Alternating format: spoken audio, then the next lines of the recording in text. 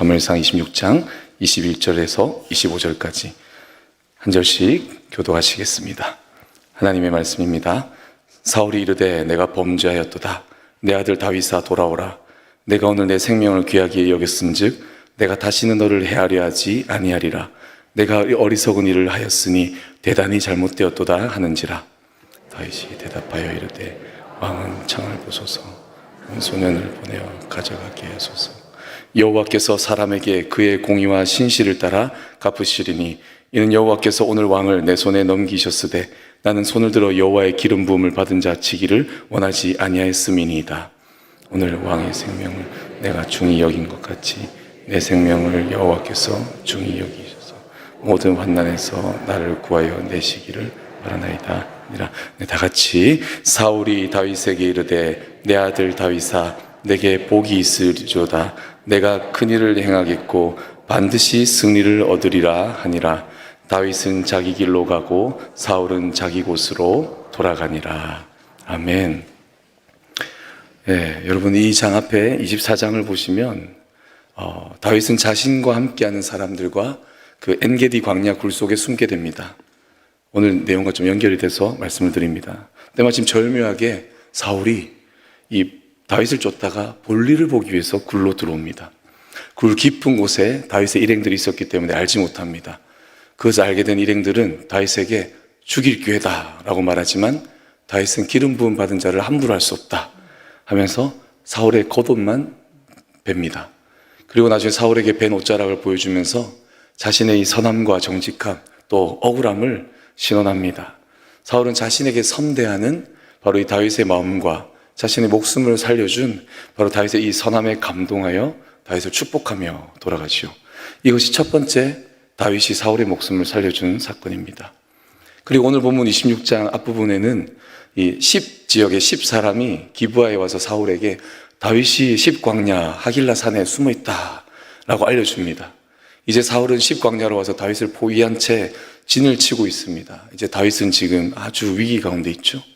하지만 다윗은 용기 있게 나선 아비새라는 장수와 함께 사울의 진으로 정탐을 갑니다.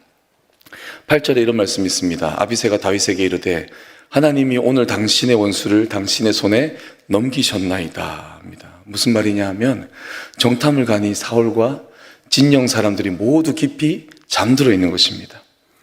이 기회를 아비새는 사울을 죽일 수 있는 기회입니다 라고 마치 24장의 첫 번째처럼 한 번 더 또 기회라고 말하고 있는 것이죠. 9절 10절에 이렇게 말합니다. 다윗이 대답하죠. 아비새에게 이르되 죽이지 말라. 누구든지 손을 들어 여호와의 기름 부음 받은 자를 치면 죄가 없겠느냐 하고 다윗이 또 이르되 여호와께서 살아계심을 두고 맹세하노니 여호와께서 그를 치시리니 혹은 죽을 날이 이르거나 또는 전장에 나가서 망하리라. 다윗은 근데 그렇게 생각하지 않았죠. 어찌되어 정당방위가 될지라도 기름 부음 받은 자를 죽이는 것은 죄다 라고 말하며 하나님께서 치실 사람은 하나님이 치실 것이다. 그래서 하나님이 정한 때 또는 전쟁 가운데 죽을 것이다 라고 말합니다. 실제로 사울은 전쟁 가운데 죽게 되죠. 그리고 어떻게 합니까? 처음에는 옷자락을 베었지만 이번에는 그 사울의 바로 머리맡에 있는 창과 물병을 가지고 떠납니다. 이번엔 동일하게 또 무언가를 취하게 되죠. 다윗이 가진 동일한 마음 때문일 겁니다. 그러고 나서 다윗이 이제 15절에 이제 오늘 본문 이제 설명을 하고 있습니다. 다윗이 아브넬에게 너는 용사가 아니냐? 이스라엘 가운데 너 같은 용사가 어딨냐라고 하면서 그런데 어떻게 너의 왕을 보호하지 않느냐? 백성 가운데 한 사람이 바로 왕을 죽이려고 들어갔었다라고 말합니다. 깜짝 놀랄 일이죠. 그죠? 다윗이 아브넬을 외쳐 부른 다음에 사울 왕을 지키지 못함을 질책합니다. 물론 다윗은 아브넬이 죽어 마땅한 잘못을 했다는 사실을 사울에게 알리려고 한 것이 목적이 아니었죠. 그 사실을 이용하여 어떻게 해요? 24장처럼 내가 당신을 사울을 죽일 수 있음에도 나는 죽이지 않았습니다라는 사실을 바로 부각시키고 강조하기 위해서 일부러 아브넬의 과실을 드러내고 있다는 것이죠. 그래서 18절에 이렇게 말합니다. 내 주는 어찌하여 주의 종을 쫓으시나이까? 내가 무엇을 하였으며 내 손에 무슨 악이 있나이까? 라고 말합니다. 다윗은 사울에 대하여 자신은 아무 허물이 없음을 말합니다. 사울의 최측근은 사울의 목숨을 지키지 못했지만 도리어 다윗은 사울의 목숨을 취할 수 있음에도 취하지 않았다는 바로 이 극단적인 비교를 통하여 나는 줄곧 당신을 선대하고 있습니다 라고 강조합니다. 그리고 오늘 본문에 이제 사울의 화답으로 이어지고 있다는 것이죠. 오늘 본문의 핵심 질문을 저는 이렇게 제시하고자 합니다. 12절의 말씀입니다. 눈으로 보시기 바랍니다. 12절에 다 같이 한번 읽어보겠습니다. 26장 12절 말씀입니다. 시작. 다윗이 사울의 머리 곁에서 창과 물병을 가지고 떠나가되 아무도 보거나 눈치채지 못하고 깨어있는 사람도 없었으니 이는 여호와께서 그들을 깊이 잠들게 하셨으므로 그들이 다 잠들어 있었기 때문이었더라. 아멘. 오늘 핵심 질문은 이거라고 생각합니다. 하나님께서 사울과 그의 부하들을 깊이 잠들게 하신 것이 과연 다윗이 사울을 죽일 수 있도록 도우신 것인가? 아니면 또 다른 계획이 있으신가? 바꾸어 말하면 적을 치는 것이 우리의 목적인가? 하나님의 공의와 신실을 드러내는 것이 우리의 목적인가? 이겁니다. 분명 우리에게는 이것을 판단할 분명한 기준이 필요합니다. 그 기준을 오늘 본문의 후반부에서 얻는다면 우리는 오늘 이 시간 하나님의 귀중한 뜻을 또 한 가지 얻게 될 것입니다. 25절 말씀 한번 보겠습니다. 제가 읽겠습니다. 사울이 다윗에게 이르되 내 아들 다윗아 내게 복이 있을지로다. 내가 큰 일을 행하겠고 반드시 승리를 얻으리라 하니라. 이렇게 말합니다. 다윗은 의롭고 한결같은 신실한 행위에 우리가 잘 알고 있듯이 사울이 다윗을 축복하기까지 이릅니다. 큰 일을 행하고 반드시 승리한다는 축복이 조금 전까지만 해도 다윗을 죽이려고 했던 바로 그의 입에서 나올 수가 있겠습니까? 여러분, 한결같이 상대방을 선대하는 사람은 결국 상대방의 마음과 자세를 바꿀 수 있다는 것입니다. 그게 일시적일지라도 바꿀 수 있다는 것이죠. 하나님께 모든 판단과 심판을 맡기는 사람은 바로 원수조차도 축복하게 만드는 바로 우리가 의도할 수 없는 그러한 결과를 얻게 되는 것입니다. 그래서 오늘 본문은 이 엔게디 동굴의 24장의 본문과 동일한 결과를 만들고 있습니다. 근데요, 그럼에도 불구하고 오늘 본문은 24장에 사울이 다윗에게 하는 그 감동의 고백과 한 가지 차이점이 있습니다. 21절 말씀 우리 다 같이 읽겠습니다. 사울이 이르되 내가 범죄하였도다. 내 아들 다윗아 돌아오라. 내가 오늘 내 생명을 귀하게 여겼은즉 내가 다시는 너를 해하려 하지 아니하리라. 내가 어리석은 일을 하였으니 대단히 잘못되었도다 하는지라. 아멘. 오늘 본문은 24장과 다르다는 것이죠. 무엇입니까? 바로 이 21절입니다. 사울은 자신에 대한 명확하고 철저한 반성을 하고 있습니다. 이 반성이 24절에는 없습니다. 오늘 사건 이후로 그래서 하지만 다윗은 사울을 완전히 믿지 못합니다. 왜일까요? 그때 반성하고 또 죽이려고 왔다가 또 이런 일을 겪었기 때문이죠. 그래서 다윗은 이제 블레셋으로 더 멀리 도망을 갑니다. 중요한 것은 그 성경에 보면 사울은 더 이상 다윗을 추격하지 않았더라라고 나오고 그 이후로 다윗의 목숨을 찾는 일은 성경에 결코 나오지 않습니다. 보면 분명한 발전이 있는 거죠. 사울은 하지만 결국 블레셋과의 전쟁에서 죽게 되죠. 제가 이 24장의 사울과 26장의 사울을 보면서 점점 다윗에 대하여 이 악의가 사라져가는 모습을 보면서 만약에 블레셋과의 이 전쟁에서의 안타까운 그 말로가 없었다면 과연 사울은 결국 하나님 앞에 엎드렸을까라는 생각도 하게 되었습니다. 물론 이 생각이 우리의 중심이 될 필요는 없습니다. 우리는 사울의 모습을 하나님의 섭리의 중심에 둘 것이 아니라 바로 다윗의 모습을 중심에 두어야 합니다. 바로 다윗의 모습과 그의 자세에 우리는 초점을 맞춰야 한다는 것입니다. 그렇다면 다윗의 어떤 기준이 이런 결과를 낳게 하였는가? 여러분, 저는 이 기준을 하나의 단어를 만들어서 한번 나누고자 합니다. 한번 따라해 보시겠습니까? 내적 습관. 혹시 이런 말 들어보셨습니까? 안 들어보셨죠? 그럼 제가 지은 걸로 하겠습니다. 네, 내적 습관. 네. 저는 다윗의 이러한 모습들을 보면서 먼저 새벽 설교 시간 때 한번 그 삼국지의 유비와 같다라고 나눈 적이 있습니다. 무슨 말이냐면 유비는 끝까지 예를 지켰죠. 예를 지키기로 유명했던 사람입니다. 유비는 특출난 재능이 전혀 없습니다. 그는 하지만 그의 인격만으로 많은 영웅호걸들이 몰려들 수 있도록 그는 예를 지키는 것이 그의 기준이었다는 것입니다. 다윗은 무엇입니까? 오직 하나님께만 주권이 있다는 그 믿음에서 기인하는 바로 그 인격, 그 선함으로 상대방을 대하였다는 것입니다. 그것이 다윗의 인격이었고 하나님이 원하시는 모습이었습니다. 다윗에게는 바로 이것이 기준이었습니다. 유비에게는 당대 가장 중요한 덕목이었던 그 당시에 예가 중요했던 그 기준이 되었던 것처럼 다윗에게는 하나님의 주권에 대한 바로 예가 있었다는 것입니다. 그것이 하나님을 믿는 우리에게 가장 중요한 덕목이며 기준이 되어야 한다는 것입니다. 그렇다면 이 기준을 왜 내적 습관이라고 말할 수 있는가? 보통 습관이 무엇입니까, 여러분? 습관은 먼저 나의 생각이 쌓여서 행동이 나오고, 이 행동들이 반복되면 우리는 그 반복되는 행동을 뭐라고 합니까? 습관이라고 하죠.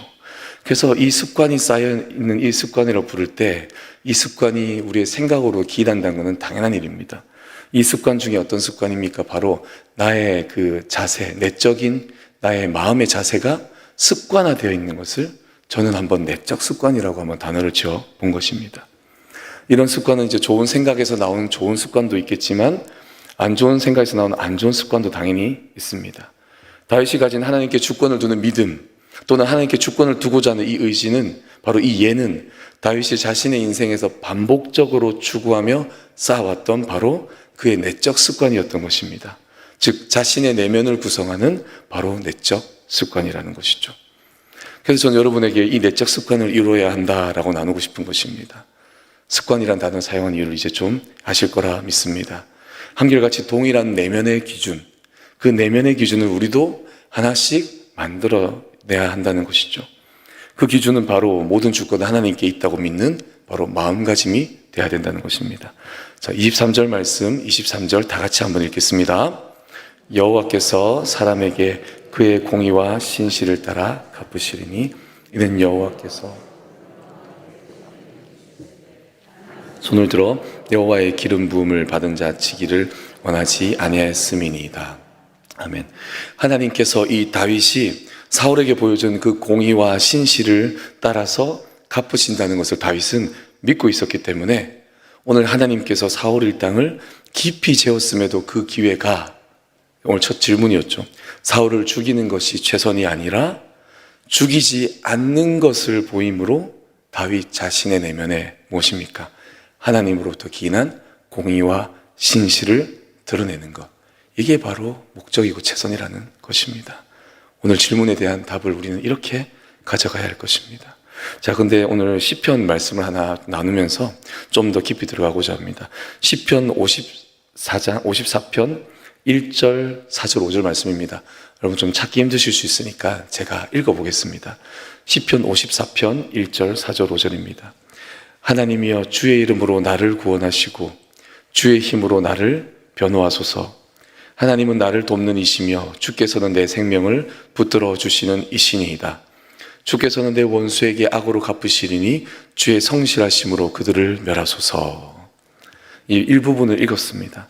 이 시편 54편을 왜 읽었는가? 바로 10광야에서 그 10사람이 다윗이 여기에 있습니다, 그 하길라 산에 있습니다라고 사울에게 알렸을 때 바로 다윗이 지은 시가 오늘 바로 54편이라는 거죠. 오늘 그렇게 이제 소문이 되어 있습니다. 그래서 이 시편을 보면 한 번 더 우리가 다윗의 기준을 알 수 있다는 거죠. 사무엘상을 봐도 알 수 있지만 또 시편의 그 당시에 다윗의 이 시를 보면 다윗의 심상을 더 자세히 알 수 있다는 것이죠. 하나님은 그의 이름으로 나를 구원하시고 그의 이름으로 나를 변호하시는 바로 변호자이십니다. 이 무슨 뜻입니까? 하나님의 공의를 말하고 있습니다. 하나님은 나의 도움이시며 나의 생명의 주관자이시고 내 원수를 악으로 멸해주시는 심판자이시라는 겁니다. 무엇입니까? 하나님의 신실을 말하고 있다는 것입니다. 다윗은 하나님께서 이 공의와 신실로 사람을 대하시기 때문에 나도 상대방에게 공의와 신실로 대하겠다. 이게 바로 뭐라고요? 다윗의 내적 습관이라는 것입니다. 그리고 저는 여기 한 가지를 더 나누고자 합니다. 다윗이 양을 칠 때부터 하나님께 주권을 두는 믿음으로 늘 살아왔지만 다윗이 사울을 선대하는 특별한 또 경험이 한 가지가 있다면 저는 이것을 요나단이라고 말하고 싶습니다. 자, 사무엘상 18장 1절부터 4절까지 말씀입니다. 이건 우리 한번 찾아보겠습니다. 또 시편 찾으러 가신 분은 아우 이러면서 또 돌아오시겠죠. 사무엘상 18장 1절부터 4절까지입니다. 우리 한 절씩 교독하겠습니다. 1절입니다. 다윗이 사울에게 말하기를 마침에 요나단의 마음이 다윗의 마음과 하나가 되어 요나단이 그를 자기 생명같이 사랑하니라. 사울은 다윗을 머무르게 하고 그의 아버지의 집으로. 요나단은 다윗을 자기 생명같이 사랑하여 더불어 언약을 맺었으며 요나단이 자기가 입었던 겉옷을 벗어 다윗에게 주었고 자기의 군복과 칼과 활과 띠도 그리하였더라. 아멘. 사울이 다윗을 미워하고 죽이려고 하기 전에 다윗은 자신의 삶에서 누구를 만났습니까? 요나단을 만난 거죠. 오늘 이 1절 4절까지 말씀만 읽어도 참 느껴지지 않습니까? 요나단이 다윗을 향한 그 사랑하는 마음. 그리고 1절에 이렇게 표현하죠. 자기 생명같이 사랑하니라. 그죠? 이런 특별한 경험을 했던, 즉 다윗의 입장에서 나를 생명같이 사랑하는 그런 친구가 있다는 것은 정말 특별한 경험입니다. 그죠? 여러분의 그런 친구가 있다면 여러분 정말 축복된 삶입니다. 그래야지 아니하실지라도 여러분이 요나단처럼 되기를 바랍니다.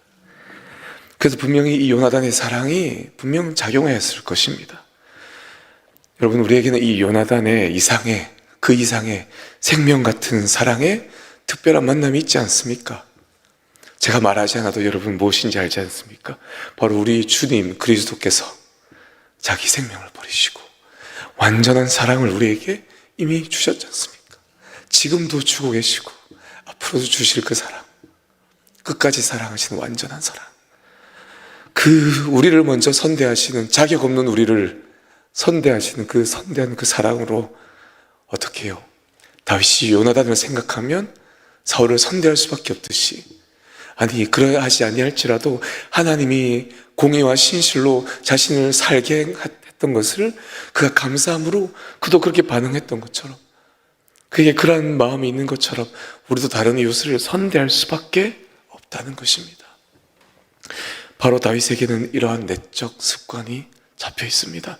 여러분, 우리는 그렇습니다. 시편 54편과 같이 평소에도 우리는 하나님께서 우리에게 선대하시기 때문에, 또 요나단과 같은 생명의 또 그런 특별한 경험도 있기 때문에 우리는 상대방을 선대할 수밖에 없습니다. 이러한 우리의 모습을 우리 뭐라고 하냐면 그리스도인이라고 하는 겁니다.